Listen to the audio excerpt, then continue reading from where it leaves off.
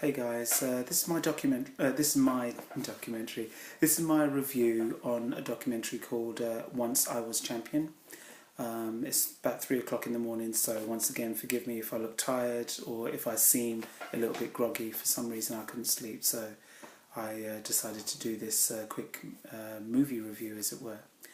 It's an amazing documentary about a man called Evan Tanner, who was a former UFC middleweight mixed martial art champion. But even if you're not interested in mixed martial arts, I would still urge you to watch this documentary.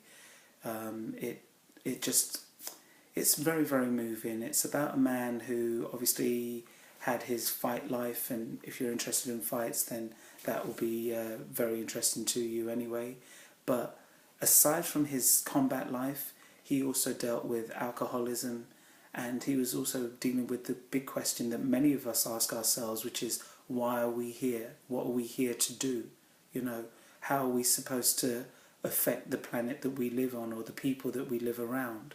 You know, and you know, most people feel very powerless, but this man, you know, he came up with his own mantra, which I absolutely love, and it's very similar to the mantra on the shirt that I'm wearing, which actually happens to come from a former welterweight champion from the UFC, Matt Hughes. It says "Army of One." Well, the mantra that Evan Tanner adopted was "Believe in the power of one," and he got this mantra from.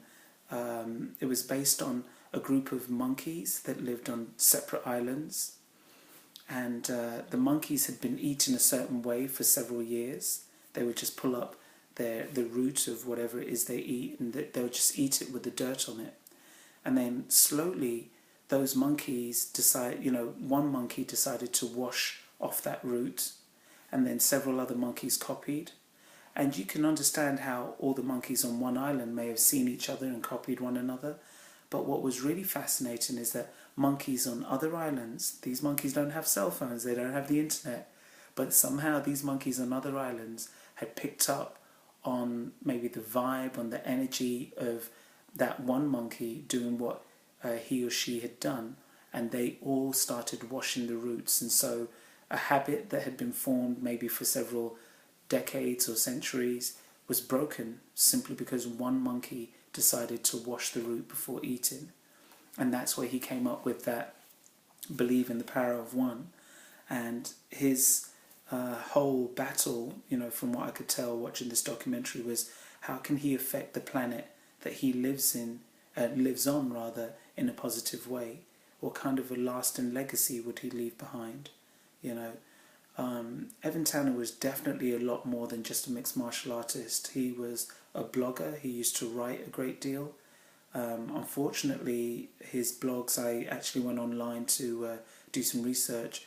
I couldn't find any. I could find like a few excerpts, but I couldn't find his original blogs anymore. One of the final excerpts I found was rather sad, but it's very, very true. It says here, failure is not a sin. Being afraid to try is. And I think that's something that we can all take on board. You know, failing truly is not a crime, but being afraid to try is where a lot of people fall short, you know. I take that personally because for several years, without, you know, giving you too much background on my life, but for several years I have been pursuing certain things in media, and I left, you know, the country I was born and raised in. I left the UK, and I've come out here to the States, and it's not been easy. It's not been an easy ride. And I'm, you know, still pursuing what I'm trying to pursue. I'm still trying to get things organised and hopefully get myself to a stage where, you know, my projects start to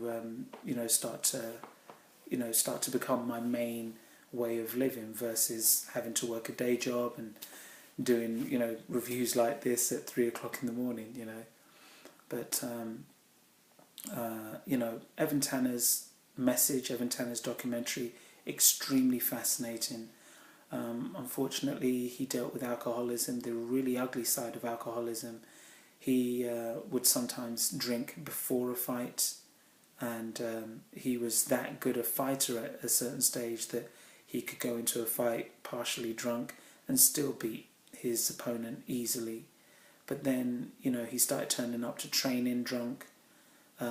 He started, you know, drinking heavily after fights as well to celebrate. And there was a horrendous recollection one of his training partners had, where, you know, that he'd been drinking and went to go and take a piss, and he was passing blood in his piss.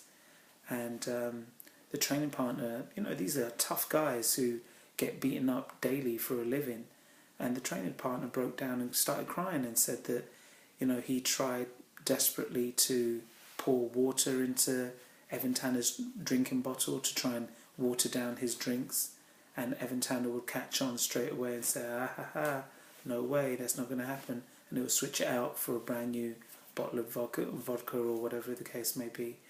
And it was really, really sad to hear, you know, sad to hear that a man who really had an amazing mind, and you know, he was an amazing writer to all intents and purposes. He seemed to have more of a calling than just combat, you know, and this man somehow couldn't control the alcohol demon, and that is eventually what got him to a stage where he physically could not perform anymore, or else really Evan Tanner could quite easily have been middleweight champion for a lot longer than he was.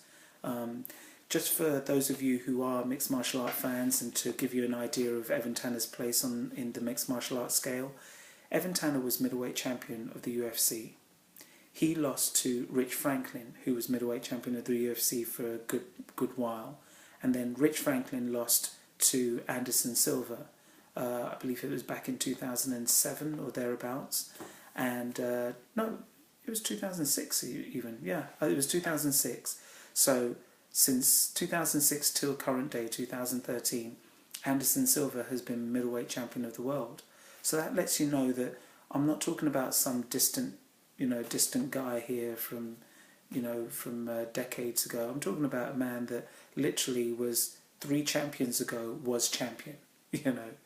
And so, you know, Evan Tanner was a real force to be reckoned with. When I watched the documentary, even though I'm a mixed martial art fan, I was really, really blown away by some of the revelations, some of the things that his friends said about him. There's a wonderful book that he was reading, or that he read several books, but he read one particular book by Hermann Hesse, or Hesse, I may be mispronouncing the name. It was a German author, and it was a book that talked about, I believe the book was entitled Steppenwolf, and I've actually started looking for it online, and I plan to either get the e-book version of that or just buy myself a quick paperback copy and read it myself. It's a really interesting book about a man who had gone through some things, and at the age of 50 had decided to go to a quiet little city somewhere where he planned to commit suicide. And then this man, you know, rediscovers life via, you know, a dancer who introduces him to dance and to music and teaches him dance moves, and then introduces him to a young lady that becomes his lover. And it's obvious that the man now falls back in love with life, and in so doing, obviously staves off his plans to commit suicide. And the reason why that book and, you know, that story stood out to me is because of what because of what Evan Tanner had gone through. He'd gone through a life where, you know, his mixed martial art life was effectively over at a certain stage, and he moved to a town where, I'm not saying he was suicidal, I wouldn't want to say that, but I could say that he moved to a town where he probably just wanted to live under the radar and, you know, just get by from day to day. But in getting there, he made new friends. He, you know, started boating and made all kinds of discoveries, and he seemed to re-embrace life again, and slowly but surely had started training again. He'd started training for mixed martial arts again, Whether he was ever going to achieve the heights of yesteryear, highly unlikely, but you know, he could have at least made himself a few pretty pennies before quitting the game for good. Unfortunately, how he died was rather sad. He was an adventurer, always was, from childhood, and he decided to go for a run or for a hike out in the Nevada desert. And while out in the Nevada desert, he apparently had gone too far, too deep into the desert, and didn't have enough water bottles with him. Some people believe it may have been suicide. I personally believe it was misadventure. I think that he had rediscovered life, and you know, he wasn't trying to commit suicide. I believe it was misadventure, you know.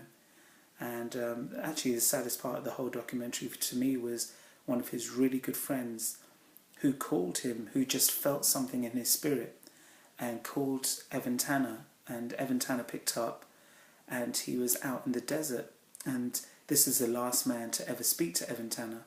And you know, he was saying, "Hey Evan, how you doing?" and you know, trying to make contact with him, and Evan sounded rather delirious, and you know, he couldn't fully make out what Evan was saying, and then they lost signal, and that was the last that anyone ever heard of Evan Tanner, until unfortunately his body was picked up, and he was found and pronounced dead on the 8th of September 2008.